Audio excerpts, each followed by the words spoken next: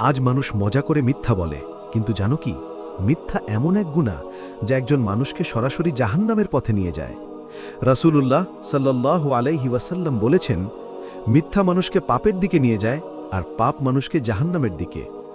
সহিহ বুখারী হাদিস 6994। এক যুবক ছিল, সব কাজেই ভালো, কিন্তু একটাই অভ্যাস, মিথ্যা বলা। একদিন চুরি করল। কেউ জিজ্ঞেস করল, তুমি করেছ?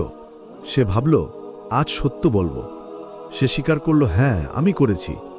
মানুষ রেগে গেল, কিন্তু পরে ক্ষমা করল। সে কাঁদতে কাঁদতে বলল, সত্য বলার দিনই আমার জীবন বদলে গেল। আল্লাহ বলেন, হে ঈমানদারগণ, তোমরা আল্লাহকে ভয় করো এবং সত্য কথা বলো।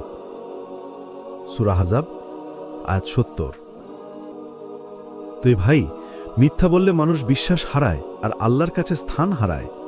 সত্য বলো, যদিও তাতে ক্ষতি মনে হয়, কারণ সত্যই তোমাকে রক্ষা করবে।